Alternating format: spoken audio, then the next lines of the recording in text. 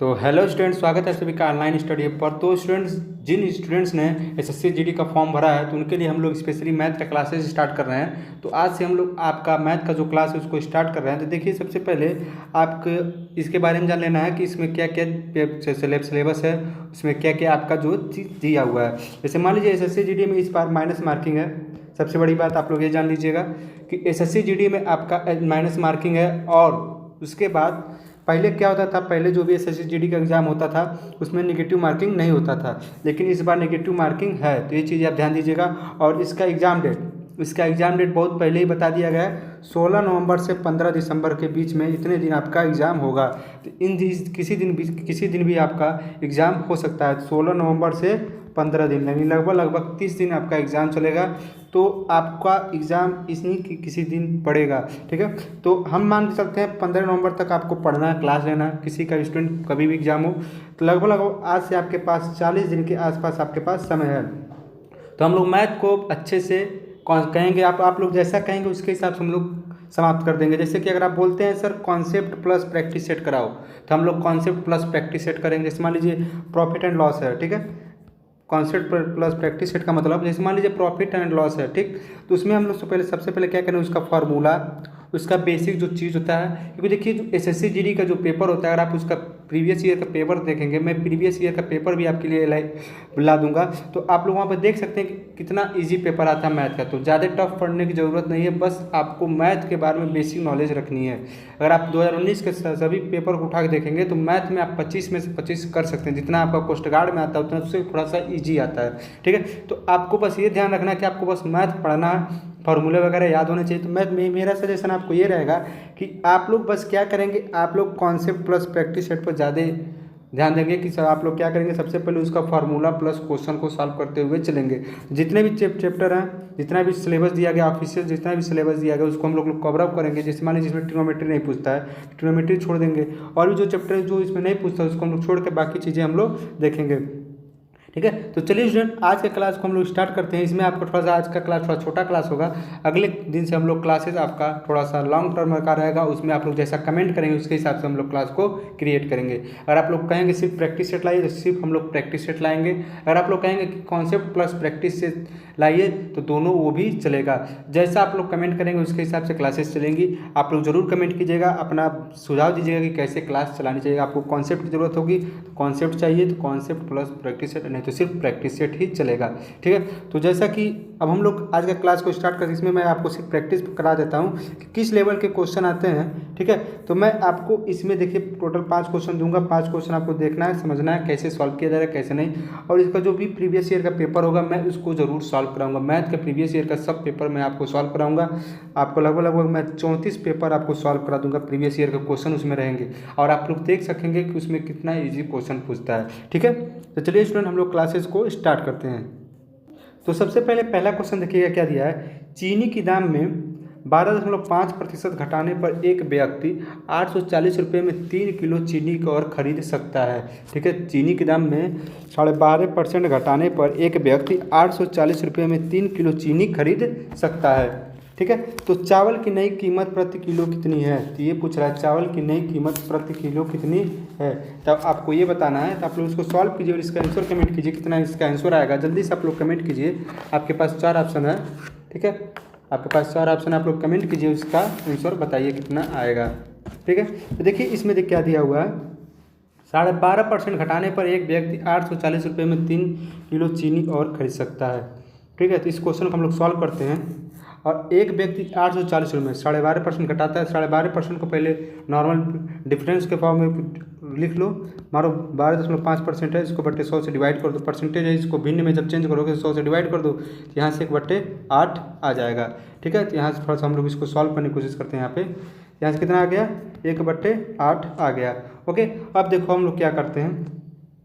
अब बताइए 840 रुपये में खरीदता है तो 1/8 840, 3 किलो का दाम कितना हो गया 12.5, कितना घटाएंगे तो 840 गुणे 1/8 कितना हो गया 105, यानी 105 रुपया कम होता है। यानी 105 रुपया कम करता है तो अगर 105 रुपया कम करता है यानी 12.5%, यानी 105 रुपया अगर कम करता है तो 3 किलो चीनी और खरीद सकता है, ठीक है। अब अगर आपको ऐसे समझ में नहीं आ रहा है तो आप लोग ऐसे भी समझ सकते हैं। 840 रुपये का 12.5% निकालेंगे तो आपके पास मान लीजिए 12, ये इतना हो गया, 100 हो गया, गुणे 840 हो गया। यहाँ से आपका 8 आ जाएगा, ठीक है। यहाँ से हो जाएगा 105, यानी 105 रुपये घटाने पर 3 किलो, यानी 105 किसके बराबर हो गया? 3 किलो के बराबर हो गया। तो 1 किलो का दाम कितना हो गया? 35। 1 किलो का दाम 35 हो गया, ठीक है। तो 1 kg का दाम कितना हो गया? 35 रुपये पर kg। तो नई कीमत क्या होगी? तो ओरिजिनल प्राइस कितना होगा? 100 में से, ठीक है, 100 में से आप 12.5% जब घटाएंगे तो कितना बचेगा? 87.5%, ठीक है, 87.5%। तो नया कीमत कितना होगा? 35 रुपये पर kg है। 87.5 से डिवाइड कर दो और 100 से कितना कर दो? मल्टीप्लाई कर दो। जब इसको हम लोग सब सॉल्व करेंगे तो आपका आएगा 40 रुपया, आपका राइट आंसर हो जाएगा। 40 रुपया प्रति किलो के हिसाब से आपका नया चावल का कीमत होगा। तो ऑप्शन नंबर डी आपका क्या हो जाएगा? राइट आंसर हो जाएगा, ठीक है। अब हम लोग पढ़ते हैं अगले क्वेश्चन पे। अगला क्वेश्चन देखिएगा आप लोग, क्या दिया है? चाय के दाम में 19% बढ़ाए जाते हैं, परंतु एक परिवार अपनी खपत 200 ग्राम कम कर देता है, जिससे उनका खर्चा पहले की तुलना में 5% बढ़ता है। तो चाय की नई खपत क्या है? आपको ये बताना है। जैसे मान लीजिए कोई परिवार है, ठीक है, तो चाय के दाम में क्या कर दे रहा है? 19% बढ़ जा रहा है। मान लीजिए चाय पहले 100, मान लीजिए उसका चाय था 100, तो उसका परसेंटेज बढ़ के कितना हो गया? 119%, ठीक है। परंतु एक परिवार अपनी खपत में, तो मान लीजिए पहले 5 किलो लाते थे, उसमें से 200 ग्राम कम कर दिए, 4 किलो 800 ग्राम लेकर आते हैं, तो 200 ग्राम कम कर देता है, अपनी खपत में 200 ग्राम कम कर देता है, जिससे उसका खर्चा पहले की तुलना में 5% बढ़ जाता है। पहले खर्चा कुछ और था, अब खर्चा कुछ और। मान लीजिए पहले खर्चा 100% था, अब 105% हो गया। तो चाय की नई खपत क्या है? आपको ये बताना। आपके पास 4 ऑप्शन है, आप लोग जल्दी से इसको सॉल्व कीजिए और इसका आंसर कमेंट कीजिए। तो देखिएगा अब हम लोग इसको कैसे सॉल्व करेंगे। अब देखिए थोड़ा सा मैं आपको यहाँ पर सॉल्व कराता हूँ। जैसे मान लीजिए पहले उसका था 100%, ठीक है, पहले मान लेते हैं 100% उसका दाम था चीनी का। कितना हो गया? चाय का 119 हो गया, 19% बढ़ गया। और उसका खर्चा कितना बढ़ता है? 5%। पहले मान लेते हैं खर्चा 100 ही था, खर्चा कितना बढ़ गया? 105 हो गया। दोनों में कितना डिफरेंस है? 14 का डिफरेंस है, ठीक है, 14 का डिफरेंस है, ठीक। अब इसको हम क्या कर दें? 14 का डिफरेंस है तो इसको हम लोग लिख सकते हैं 14/119, यानी 2, ये हो जाएगा 17, यानी 2/17, यानी पहले कितना था? 17। कितने ग्राम की कटौती हुई? 2 की। अब देखना, अब देखो इनिशियल कितना था? इनिशियल मान लेते हैं कितना आया था आपके यहाँ पे? 2/17 आया था ना। इनिशियल आपका हो गया 17, ठीक है। रिड्यूस्ड कितना हुआ? कितना कटौती हुआ आपका? 2 किसके बराबर? जो कम हुआ किसके बराबर है? 200 के। 200 के बराबर। समझ में आया ये चीज़ कि नहीं समझ में आया? समझ में आया। अब देखो, अब देखो कि न्यू कितना हो गया? न्यू जो नया वाला होगा वो कितना होगा? 2 ग्राम, मान लीजिए 2 था, 2 पॉइंट था, वो रिड्यूस हो गया 17 में से। इनिशियल 17 था और जो रिड्यूस हुआ है वो कितना हुआ? 2 हुआ। तो इसमें जब सब्ट्रैक्ट करें कितना बचेगा? 15 बचेगा। यहाँ 2 पॉइंट बराबर 200 ग्राम है, तो 1 पॉइंट बराबर 100 ग्राम हो जाएगा। अब 15 पॉइंट बराबर कितना हो जाएगा? 1500 ग्राम। और जब 1500 ग्राम हो जाएगा तो 1500 ग्राम को जब हम लोग केजी में चेंज करेंगे तो कितना हो जाएगा? 1.5 किलो, 1.5 kg। तो ऑप्शन नंबर ए आपका क्या हो जाएगा? राइट आंसर हो जाएगा, ठीक है। अब हम लोग बढ़ते हैं क्वेश्चन नंबर 3 की तरफ। स्पीड और ये ट्रेन और लेंथ वाला है, ठीक है। एक 175 मीटर लंबी ट्रेन समान लंबाई की ट्रेन को जो विपरीत दिशा से आ रही है, एक 175 मीटर लंबी ट्रेन समान लंबाई, यानी दोनों ट्रेन की लंबाई कितनी दी हुई है? थोड़ा सा यहाँ पे आपको देखने की ज़रूरत है। दोनों ट्रेन की जो लंबाई दी गई है उसमें आपका कितना दिया है? 175 मीटर और 175 मीटर, ठीक है, जो विपरीत दिशा से आ रही है, ठीक है, जो विपरीत दिशा से आ रही है। एक ट्रेन इस तरफ दिशा से जा रही है, एक ट्रेन इस दिशा से आ रही है, ठीक है। तो 10 सेकंड में पार कर लेता है एक दूसरे को। कितने सेकंड में? 10 सेकंड में पार। यदि पहली ट्रेन की गति 62 किलोमीटर प्रति घंटे है तो दूसरे ट्रेन की गति क्या है? बहुत ही ईजी क्वेश्चन है, बहुत ही बढ़िया क्वेश्चन भी है। आपको बस ये ध्यान देना है कि दोनों ट्रेन का लेंथ कितना दिया है? दोनों ट्रेन का लेंथ दिया है 175। दोनों को जब जोड़ेंगे तो कितना जाएगा? 350 हुआ। अब देखो स्पीड बराबर क्या होता है? Distance upon time. डिस्टेंस आप टोटल जोड़ोगे D1 प्लस D2, यानी पहले ट्रेन की लंबाई प्लस दूसरे ट्रेन की लंबाई, तो कितना हो गया? 350/10। ये मीटर में, ये भी सेकेंड में। अब ये जो स्पीड है इसको क्या लिखोगे? S1 प्लस S2, यानी दोनों ट्रेनों की स्पीड बराबर 350/10। अब देखिएगा यहाँ पे S1, तो पहली ट्रेन की लंबाई दी गई है, कितना दिया? 62 किलोमीटर। और ये है 350/10, ये किसमें आएगा 35 मीटर पर सेकेंड। ये किसमें है किलोमीटर प्रति घंटा में है, तो 35 मीटर पर सेकेंड को हम लोग क्या करेंगे किलोमीटर प्रति घंटा में जब हम लोग चेंज करेंगे, देखिए क्या आएगा S2 + 62 बराबर 35 × 18/5, 5 × 7 = 35।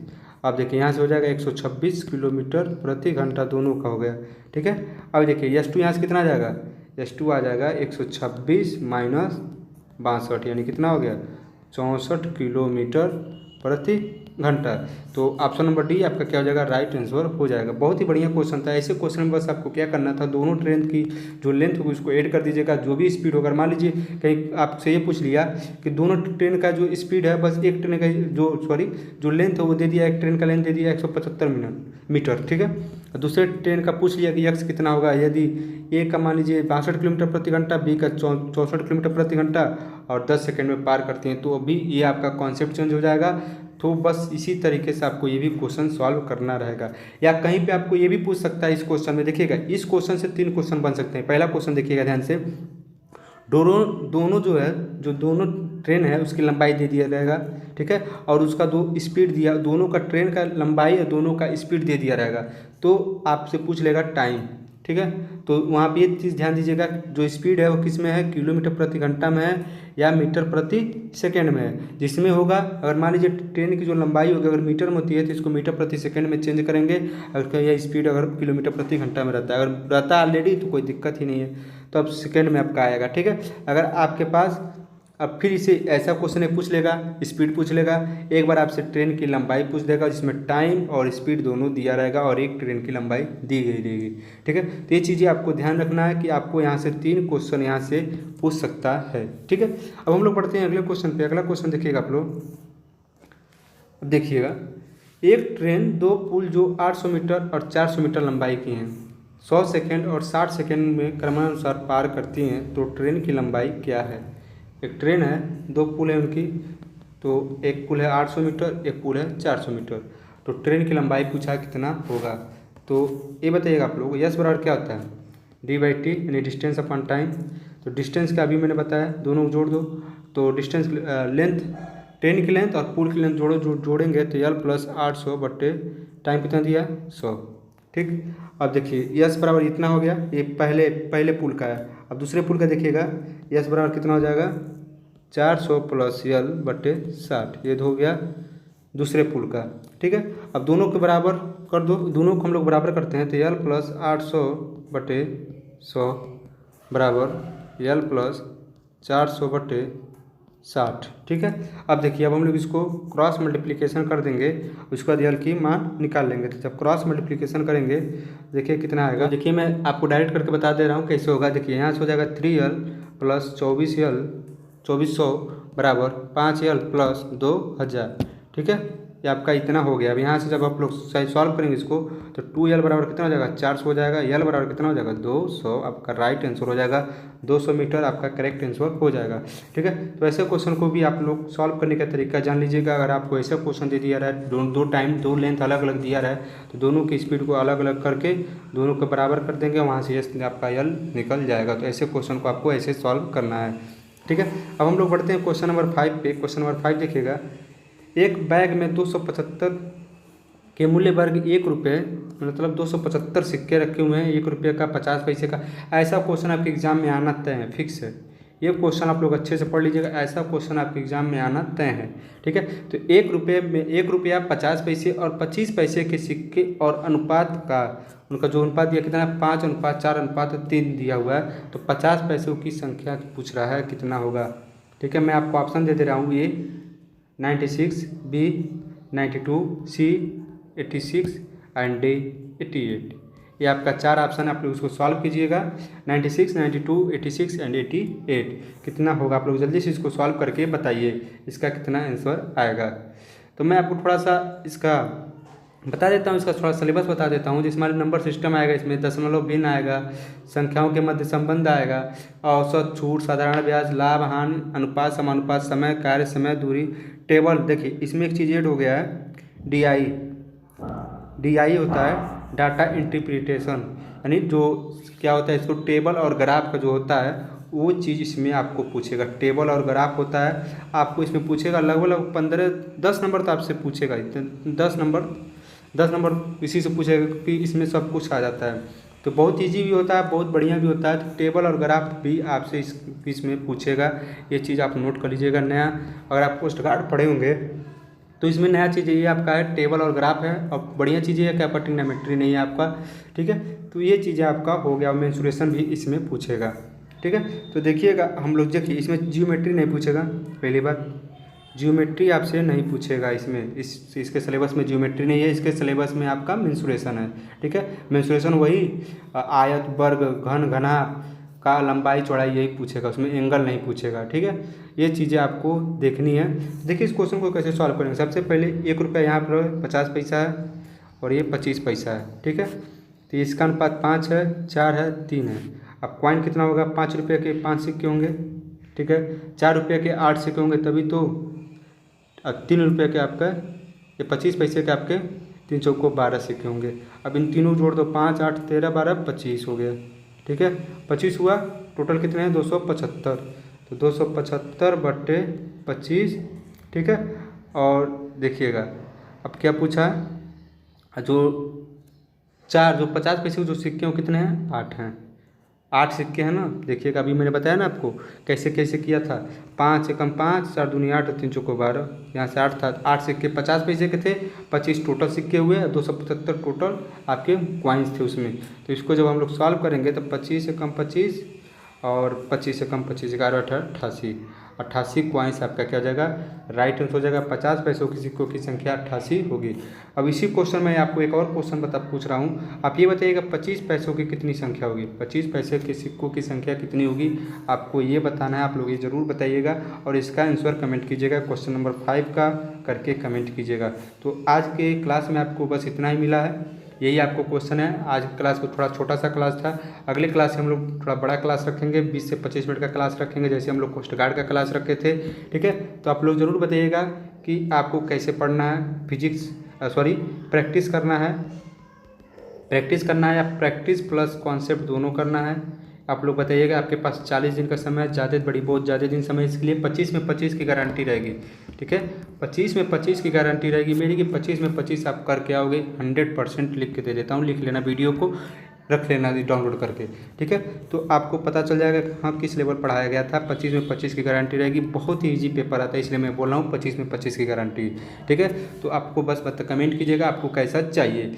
तो फ्रेंड आज की क्लास में बस इतना ही, मिलते हैं कल की क्लास में। आप लोग ज़रूर कमेंट कीजिएगा।